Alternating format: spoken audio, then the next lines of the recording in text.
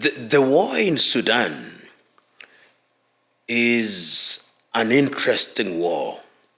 Interesting in the sense that the Sudan we see today is a Sudan after the departure of South Sudan. And let me remind all of us that before the year 2011, the former leader of South Sudan, John Garang de Mabior, said, "Let us not split, because when we split, even Sudan, governed from Khartoum, will not be safe. There'll be other conflicts." And what he said is what is happening now. You remember the two combatants now, or the two leaders, Burhan and Hemeti, fought from the same side. And the Rapid Support Force, which is now headed by Hemeti, and the army, which is now headed by Burhan, were on the same side with Omar el-Bashir. And after Omar el-Bashir was overthrown, you had the civilian administration supported by the army, led by Prime Minister Hamdok. Now, you can see that this is a war about power and control. It is a war that has come out as a result of the conflict in that region. Remember that the Hemeti group, which RSF, is supported quite actively by General Haftar from Libya. And remember that General Burhan, which is the Sudanese army, is now indeed supported by the Egyptian government. So one could say that it is progressively becoming a proxy war, which started as a war of egos who will control Sudan.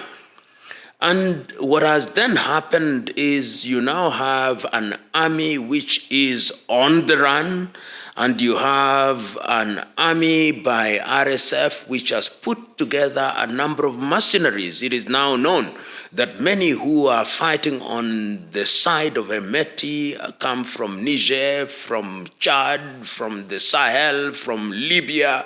So the confusion is grave and profound. And it is a war that really, if not looked at and stopped in good time, would degenerate into a civil war. Why do I say that? I say that because within Sudan, there are forces that have always wanted to either separate or to be governed differently, different from the way the government in Khartoum is governing. Darfur is one of them. Abyei is another area. The Blue Nile is another area. The Nuba Mountains is another area.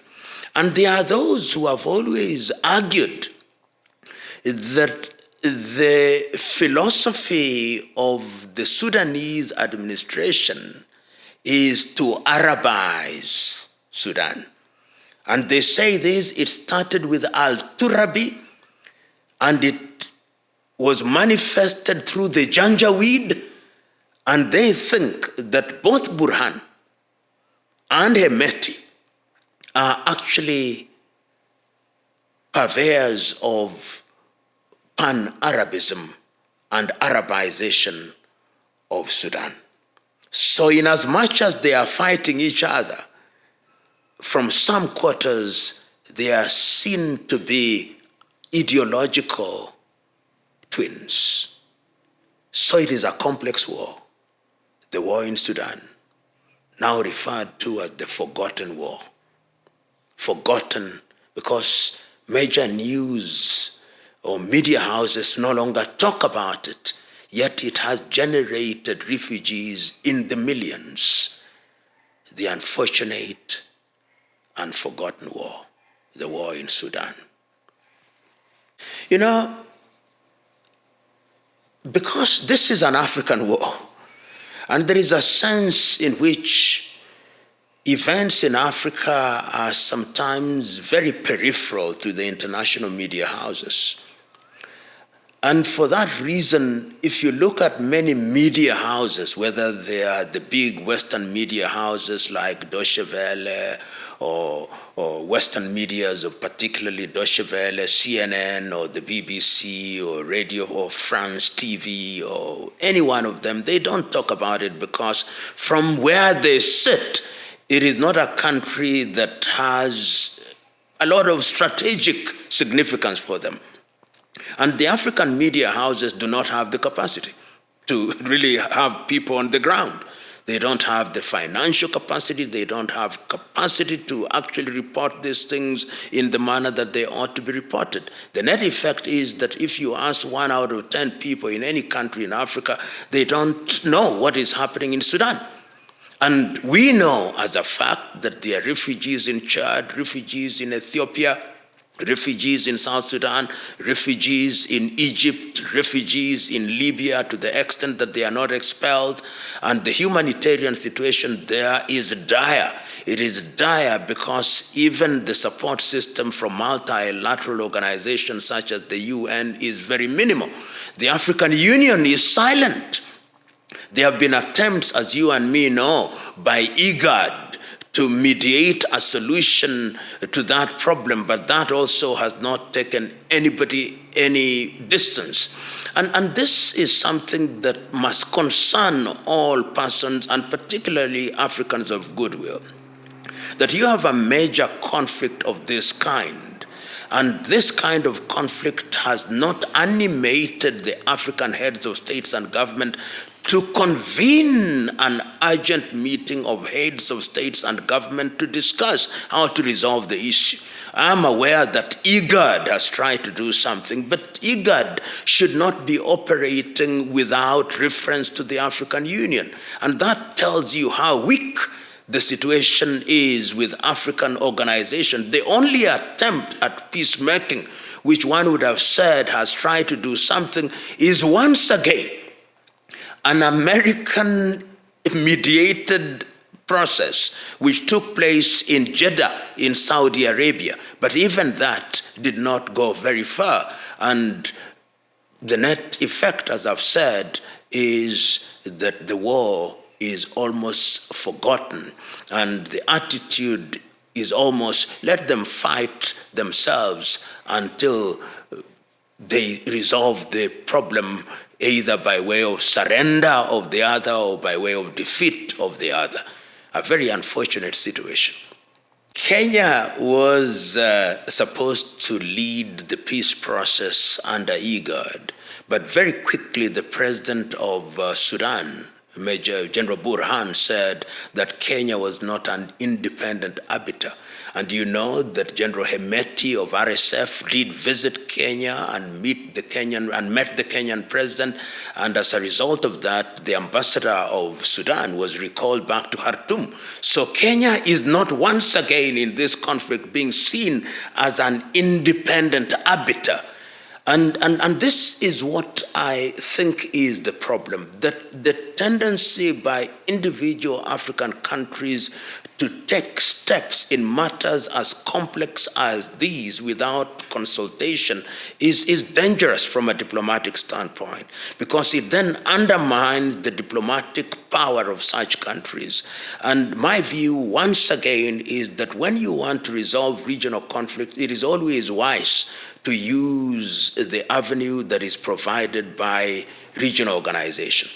We know that Sudan is a member of IGAD, so you can start with IGAD and therefore operate within IGAD. We know that Sudan is a member of the African Union if you want to do it continentally, and then do it in that manner.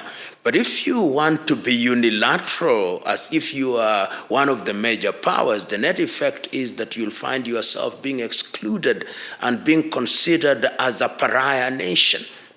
And that is not good for any country that when you move forward to offer solutions, you are seen to have taken side in matters which are very complex, because matters of this nature are very complex, and it is important to treat with care and with caution and to consult very widely and to ensure that you give due regard to governments which are internationally recognized. If you don't do so, then you burn your fingers and burn them very badly.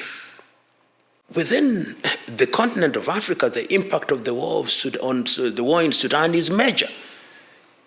Look at Egypt. Egypt has had to bear the brunt of refugees. And when you talk about refugees, then you are talking about humanitarian situation in that particular area. And Egypt actually has stopped some of the refugees from crossing into their territory.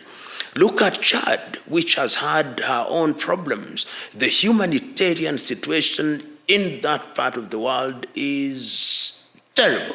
And we now know that it is going to be for a long time, because young children who ought to have been immunized against diseases such as polio and measles will not be immunized for the next many years. Ethiopia, which has had problems, also is bearing the brunt of this. Libya is bearing the brunt of this. South Sudan, which has our own problems, is bearing the brunt of this. And remember that when there is a war, there is no economic activity. And when there is no economic activity, it means there is no production. You will have read that when the bombardment was taking place in Khartoum and in the twin city of Omdurman, and people went to Port Sudan, then what happened is that there was a major humanitarian situation there, almost a plague of flies because of the sewage situation in that area. Port Sudan is a very important port for South Sudan for purposes of exportation of their oil. That is disrupted. So the impact from a humanitarian perspective, the impact from an economic perspective is huge. Remember, Sudan, in terms of sheer territory, is one of the largest countries in the continent of Africa, and that is not good. So we are going to see the impact of that war not only now, but for a long time to come. There is no agriculture going on in that country. And if there is no agriculture, it means that there will be a food shortage. And the world is now facing very, very, very many difficult circumstances with the ongoing wars. We know the war in Ukraine, which the area that produces grain is problematic in terms of food production. And we have already talked about other wars. So the war in Sudan is devastating, but is not receiving the kind of attention that we would want it to receive. The argument which I've had put forth by the Sudan army led by General Burhan that they are going to have a military victory is without merit. The situation on the ground tells a different story. It tells you that there is a stalemate of sorts. It tells you that there is now indiscriminate bombing. It tells you that the original reason, if there was indeed a reason why the war commenced at all, has been lost. There is now war for war's sake. It tells you that it is egos that are standing in the way of resolution and therefore occasioning human suffering. If that war is not stopped, it is going to animate other interests and may degenerate into a civil war, which will involve combatants from places such as Darfur, places such as Abyei, places such as the Nuba Mountains. And when you start a civil war which has many heads, Hydra-headed, it could go on for a long time. So what is the way forward? Easier said than done. But I believe that it is important for the African continent and the institutions of African Union to come forth and begin to do something about it. I personally do know some retired African heads of states, and in formal settings we have said and told them it is the duty of the eminent African former heads of state to come into the arena. We have people like Olusegun Obasanjo. We have people like Jakaya Mrisho Kikwete. We have people like Joachim Chissano. We have individuals, people like Thabo Mbeki, who in my view should now come forth and lead this process under the auspices of the African Union. The African Union is too lethargic. And the idea that we'll rely on Saudi Arabia or the United States of America to resolve this war is without merit. The Americans are now preoccupied with the war in Gaza, and they have little regard or little concern for what is happening in Sudan, because strategically the Middle East is much more important for them. So African Union, through eminent persons, this is one of the ways in which this dispute can be addressed and hopefully resolved. And time is of the essence. Time is of the essence. And we are having this conversation when there is a meeting of the non-aligned movement in Kampala, Uganda. And I hope that conflicts in Africa is going to be one of the agenda items and how to resolve them. And if that is what is going to happen, then let us hope that it will happen sooner rather than later. You know, when we talk about war and peace, we must recognize that there are those who love war because war has economic benefits. All of us claim we love peace because peace allows political development, economic development, social cohesion, and is the desirable thing for all human beings. But in international relations, when people engage in peace negotiations, it is true that they want to know, after we have midwifed and brokered peace, what is in it for us? And what is in it, particularly when you have major nations involved, they are going to look at the natural resources. And it is already, in fact, known that in Sudan, there are gold deposits, there are deposits which are of interest to international players. It is known that there is oil, it is known that these are major sea routes, it is known that there are countries that would want to have their military bases in those areas. And that is why the desirable position always, when there is conflict, particularly in Africa, we must ensure or try to ensure that the solutions are African solutions. That does not mean that we eliminate friends of goodwill. We are not living in isolation from the world. The AU can always receive technical or other support from different parts of the world. And different parts of the world can mean India, can mean China, can mean Russia, can mean the European Union, and indeed any part of the world. If they do that, but on the understanding that we are resolving this particular conflict because it is good not only for Africa, but it is also good for the world. Look at it now. In the year 2021, African Union said that we were going to have the silencing of the guns. Why did we want to silence the guns? We wanted to silence the guns because peace is necessary for trade. And Africa Agenda 2063 and Africa Continental Free Trade Area contemplates a situation where Sudan will be trading with South Sudan and every other country in the world. But today, how do you move goods from Sudan to South Sudan, to Chad, to Ethiopia, to Egypt, to Libya, if there is conflict? So the most important thing is that the dividends of peace must be marketed to all. A peaceful Sudan is good for Egypt. A peaceful Sudan is good for Chad. A peaceful Sudan is good for Libya. A peaceful Sudan is good for Ethiopia. A peaceful Sudan is good for South Sudan. A peaceful Sudan is good for Africa. A peaceful Sudan is good for the world because it will then allow for trade and allow for things that will ensure that the world is the happier and the better economically and otherwise.